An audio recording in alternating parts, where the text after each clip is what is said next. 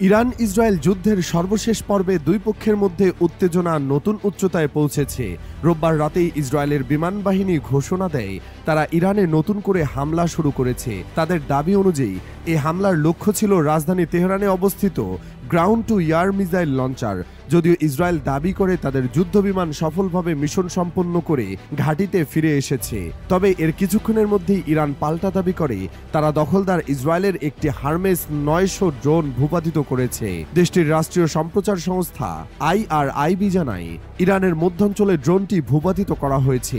এই ড্রোন ইসরায়েলের অন্যতম গুরুত্বপূর্ণ গোয়েন্দা ও আক্রমণাত্মক প্ল্যাটফর্ম, যা সাধারণত গভীর লক্ষ্যবস্তুতে নজরদারি এবং ক্ষেপণাস্ত্র আক্রমণে ব্যবহৃত হয়। ড্রোন ভূপাতিত হওয়ার বিষয়টি ইসরায়েল প্রকাশ্যে স্বীকার না করলেও এই ঘটনা যুদ্ধ পরিস্থিতিকে আরও জটিল করে তুলেছে। পরপরই ইরান সরাসরি প্রতিক্রিয়া জানায় ইসরায়েলের অভ্যন্তরে ক্ষেপণাস্ত্র হামলা চালিয়ে সোমবার 23 জুন বাংলাদেশ সময় সকাল 6:30টার দিকে ইসরায়েলি প্রতিরক্ষা বাহিনী IDF জানায় তারা ইরান থেকে ছোড়া একাধিক মিসাইল শনাক্ত করেছে এবং এগুলোর গতিপথ পর্যবেক্ষণ করা হচ্ছে।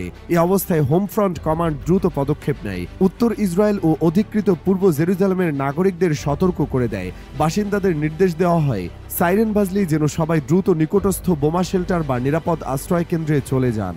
এই পাল্টাপাল্টি হামলার মধ্যে নতুন করে উদ্বেগ তৈরি হয়েছে ইরান সমর্থিত গোষ্ঠীগুলোর সক্রিয় হওয়ার সম্ভাবনা নিয়ে। যুক্তরাষ্ট্রের গোয়েন্দা সংস্থা এবং সেনাবাহিনী আশঙ্কা করছে ইরাকে অবস্থিত মার্কিন ঘাঁটি এবং সিরিয়ার অভ্যন্তরে তাদের অবস্থান লক্ষ্য করে হামলার প্রস্তুতি নিচ্ছে ইরান ঘনিষ্ঠ মিলিশিয়া গোষ্ঠীগুলো। বিশেষ করে ইরাকের আইন আল আসাদ ঘাঁটি এবং কুর্দিস্তানের ইরবিল ঘাঁটি, যেগুলো আগে থেকে লক্ষ্যবস্তু হিসেবে চিহ্নিত, সেগুলো ঝুঁকির মুখে রয়েছে।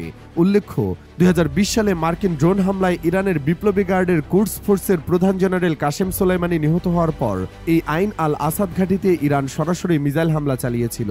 সেই ঘটনার পুনরাবৃত্তি ঘটার আশঙ্কা করছে ওয়াশিংটন। যদিও সরকার আপাতত এসব হামলা ঠেকাতে সক্রিয়ভাবে চেষ্টা চালাচ্ছে, তবে পরিস্থিতি ক্রমেই নিয়ন্ত্রণের বাইরে চলে যাচ্ছে। মধ্যপ্রাচ্যের আকাশে এখন যুদ্ধের ছায়া ঘন হয়ে উঠেছে। ড্রোন, ক্ষেপণাস্ত্র এবং যুদ্ধবিমান সবকিছুই যেন প্রস্তুত আরেক দফা বিস্ফোরণের জন্য। হরমুজ প্রণালী থেকে শুরু করে ইসরায়েল ইরান সীমান্ত, ইরাক সিরিয়ার আকাশপথ, সবখানে যুদ্ধের স্পন্দন স্পষ্টভাবে ধ্বনিত হচ্ছে।